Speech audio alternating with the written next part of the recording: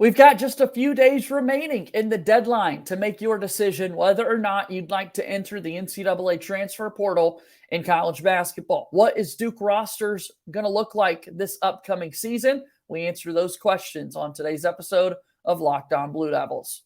Hi, everybody. Dick Vitale. Hey, make sure you listen, man, to Locked On Blue Devils with J.J. Jackson. He's awesome, baby. You are Locked On Blue Devils, your daily podcast on the Duke Blue Devils, part of the Locked On Podcast Network, your team every day.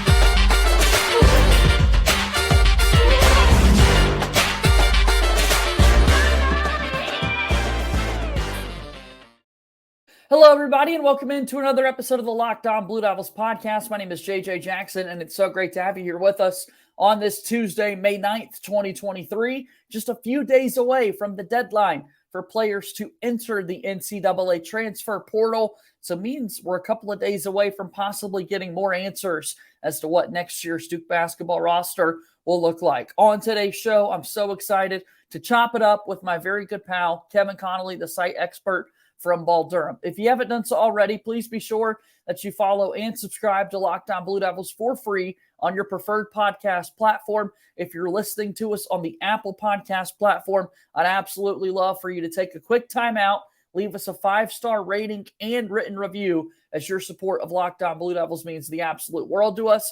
Go ahead and also leave us a subscription. Hit that subscribe button on YouTube, like the video to watch our show daily each and every day as well. Follow us on Twitter at LO_Blue Devils and follow me on Twitter at _JJ_Jackson_. Without further ado, let me bring on my good pal, Kevin Connolly, the site expert from Durham. And Kevin, we take a look at what's currently taking place in the life of Duke basketball. And we're still a few more questions than we have answers at this time of year. Yeah, it's that time of year where you don't know what to expect. I mean, you have the transfer portal deadline coming up. You have the NBA draft withdrawal deadline coming up. You're in that time period now in college basketball where you think things are in stone, but you're not writing it in a Sharpie marker just yet because there's still time left on the clock, per se, for things to change. I think for a lot of people right now, the biggest question is whether or not Jeremy Roach will be coming back to play basketball for Duke. I think a lot of people at one point would ask, okay, well, is he even going to transfer and play elsewhere? We now know that decision is 48 hours away in all likelihood. And it does feel as though I would be totally shocked at this point if Jeremy Roach decides to transfer. I think there's a world in which he still decides to come back and play for Duke next year. I think there's a world in which he's just ready to start his professional career. But I am to the point that I would be totally shocked if we saw Jeremy Roach make the decision to go ahead and transfer and play somewhere else. I wouldn't go as far as you as to say shocked. I would say I'd be surprised. Okay. I think it's tough to be shocked by anything nowadays in the college basketball world and the transfer portal world. Probably fair. Just because it's a never-ending, feels like black hole where it can grab everyone and anyone at any given time. I would think you put it perfectly, where there's a world where he comes back and plays for Duke next year. There's a world where he goes and starts playing a professional career. And not to put everything down to a dollar, but that's kind of what college athletics, specifically college basketball, has become. Everything's down to a dollar. And what's the best business decision for him? I saw somewhere where I think he might be graduating this weekend from Duke. I think he might be graduating in 3 years. That's not confirmed, but I think I might have read something about that. So I think that really throws everything into the equation. The one thing I will say is players have declared for the NBA draft, and whether they're coming back or not, that's not really a discussion point right now. But in their announcement, they would also say that I'm entering the transfer portal. Jeremy Roach, he seemed very clear that his two decisions when he announced he was going into the draft were he was going to stay in the draft or he was going to come back to Duke. So I think that's where we stand right now. So we will wait and see what that decision looks like. Obviously, you've got until May 31st to make the decision whether or not you return to play college basketball. And last year we saw it from his high school teammate, Trevor Keels, who waited until the very last moment to ultimately let the world know he was going to stay in the NBA draft. So I guess I ask you, Kevin, do you think we'll get an answer on Jeremy Roach much before we did on Trevor Keels, or do you see this taking us the rest of the month? I think we'll get an answer sooner than Trevor Keels because he basically went down to the final hour. I do think it'll be towards the end of the month. We know that Jeremy Roach didn't get invited to the G League Combine, which is a big blow to basically any potential draft stock. I haven't really seen him on any NBA draft workout lists. So I think that really doesn't bode well in his favor in terms of getting drafted. I think there's virtually no chance that he gets drafted now. So I think the biggest thing for him now is going to be, do you want to go overseas or do you want to be making the minimum? I don't know that number off the top of my head as an undrafted free agent and competing for a G League roster, going to NBA Summer League in Vegas and fighting tooth and nail just to make a G League roster. I think that's basically his decisions right now. What do you think his decision ultimately is? Let me put you on the spot here on Tuesday, May 9th. What are you thinking? My gut throughout this process was going to say he begins his professional career.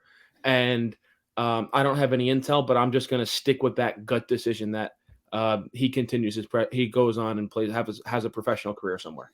We will see. Jeremy Roach, of course, declared for the NBA draft while maintaining his college eligibility. Still, that to make an official decision for Duke whether or not he will return next season.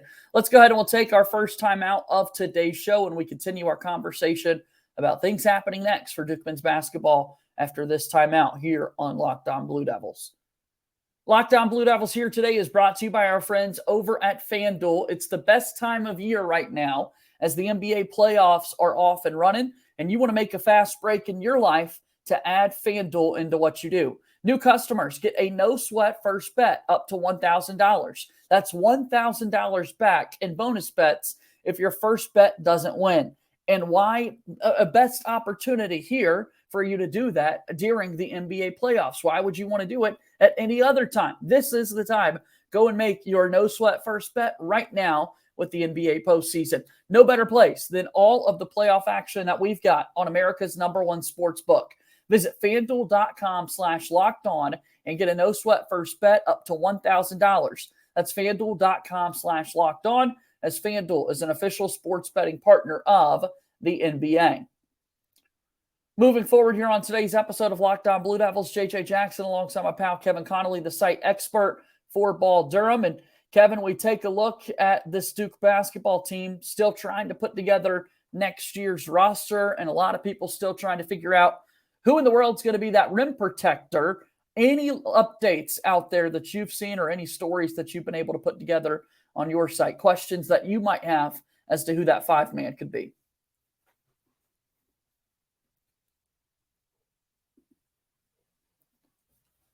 Got you muted right now, Kevin.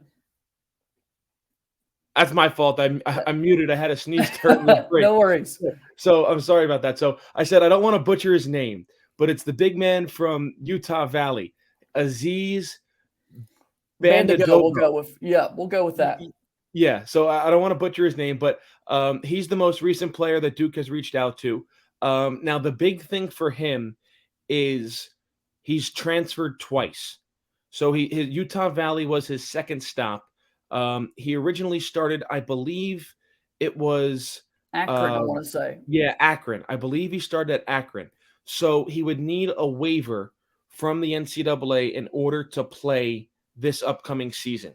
And the NCAA has been very clear that the only waivers that they're going to give to players are ones that can cite either physical or mental health or something with immediate close family. And not to make this a little point, it is a big point that he ended up, when he entered into the transfer portal, he in his statement, he did mention his mental health or his mental well-being. So is that enough for the NCAA to grant him a a waiver? I don't know. We really haven't seen this in terms of these new rules and formats for the NCAA. But he's a huge player, 7 foot, 7'1", the WAC Defensive Player of the Year, 11.5 points per game, 10.5 rebounds, 2.5 blocks. So he's a player that could certainly jump in right away to this Duke basketball team and probably be their starting five from day one. He has a couple of other high majors after him.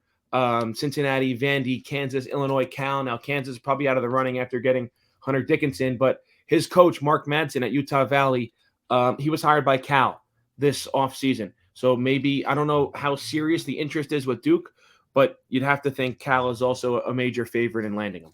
Yeah, that's a big name that's been out there. I've obviously seen this name surfacing online over the last few days on our YouTube comments from previous shows. Folks have been asking for us to break down kind of Aziz Bandaogo and what kind of a player he could be. The numbers obviously speak for themselves. 7 feet, I mean, the length and wingspan that he's going to immediately have on the back end of a defense. I think, transfer portal questions aside and getting waivers aside, and we'll have more on that in just a moment. I think just the player himself, that's got to be exactly who Duke is looking for. Caden Shedrick was in the running for quite some time, transferring from Virginia, has the visit over to Duke. He's from Holly Springs, North Carolina, right down the road from Durham, but ultimately ends up transferring to Texas. This is the type of player I think that would be a big-time get in the portal if Duke were able to get him. Yeah, and in my perspective, I throw out the numbers at Akron because it wasn't really anything substantial. I look at the jump of the numbers from his first year at Utah Valley to the numbers that I just said in his second year.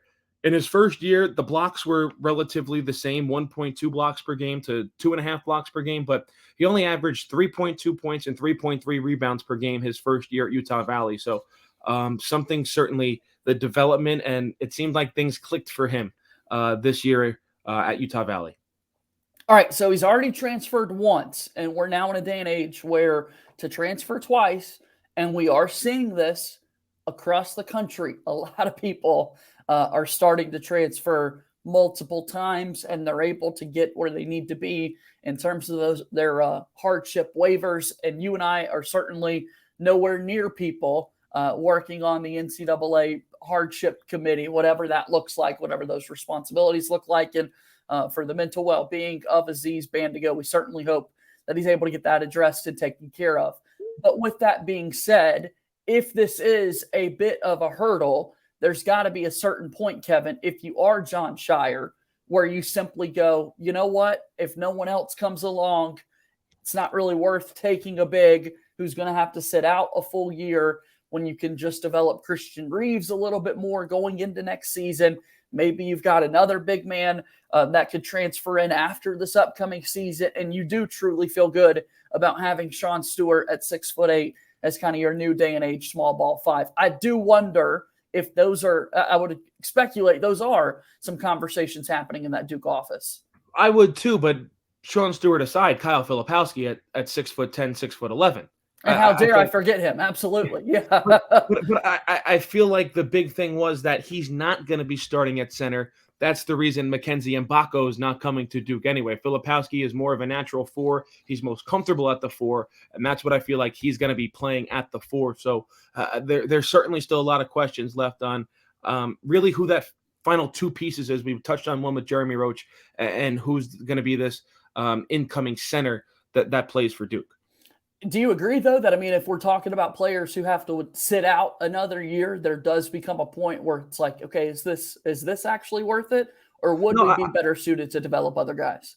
I do agree, because obviously going to the 2024 recruiting class, and who knows who's going to come out of the transfer portal next season that could be ready right away. So I think coaches are going to be hesitant on taking guys who have to sit out a year. And like I said, we don't know what the NCAA is going to rule on this 2-time transfers. That really the only time you're allowed to transfer twice is one if you're a grad transfer, which I don't know if he is. He's through 3 years. I guess technically he could be graduated, but I wouldn't go that far yet to say. I wouldn't know that if he's going to graduate from Utah Valley and Akron in 3 years.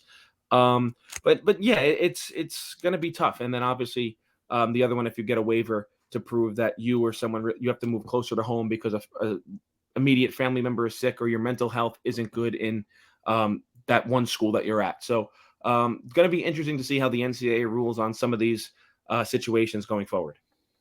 You're watching Locked On Blue Devils here today on YouTube, listening to us on your preferred podcast platform. We certainly do appreciate your support. I'm JJ Jackson alongside Kevin Connolly, the site expert for Ball Durham. Give me a plug for your website, Kevin, and what all you guys have over there at balldurham.com.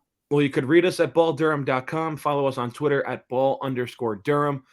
We got a lot NBA playoff action. What we mentioned here, the Jeremy Roach decision, transfer portal updates.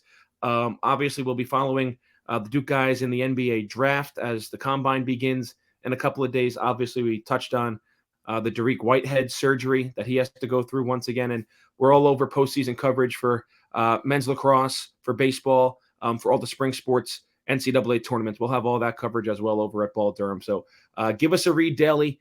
Give us a follow on Twitter. Not to sound biased, but we got some good stuff cooking over there. Yeah, I do want people to go check out the website, but right now, real quick, tell us what's up the Tarik Whitehead situation. Give us the update there. So ESPN's Woj reported on last Friday that Tarik Whitehead had to is undergoing a second surgery on his broken right foot that he suffered in August. Didn't heal properly, and we've talked about this. We talked about this in our player review for Tarik Whitehead. The guy's a warrior, and we didn't really know that the foot hasn't healed properly when I mentioned that he was a warrior and he really could have just packed things up and moved on. So no kidding. All-time Blue Devil right there in terms of his love for this program and his desire to wear that Duke jersey. I mean, he was basically playing on a bad foot for the entire season, and that doesn't include his lower leg strain that he suffered in late January. So hopefully he's okay. Woj said he should be ready by the NBA season. Obviously, it's going to impact his draft stock, you would assume.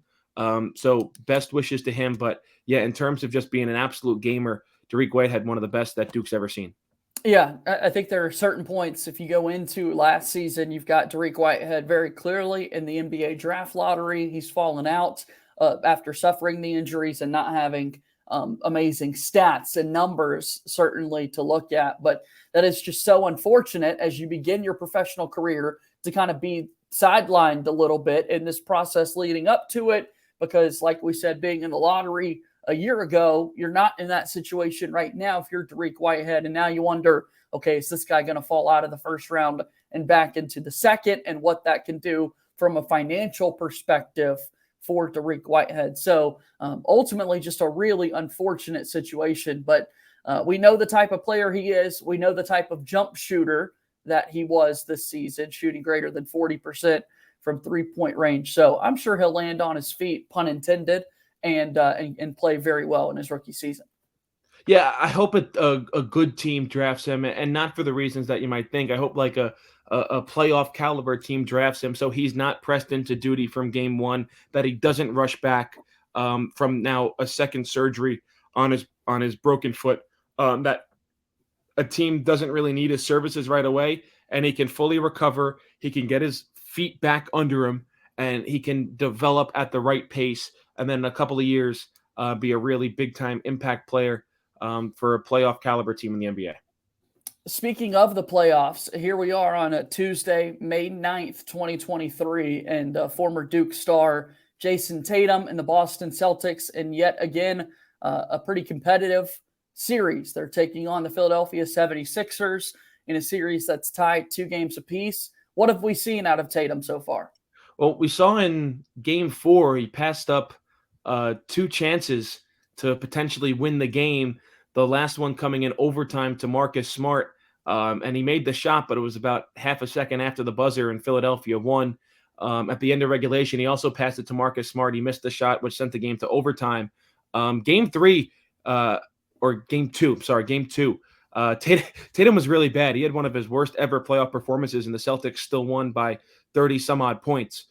So I still think right now Boston's probably the favorite to come out of the East and go back to the NBA Finals, but we'll have to see. And obviously, the New York Knicks and RJ Barrett in a really tough series with the Miami Heat right now. RJ didn't play his best in Game 3.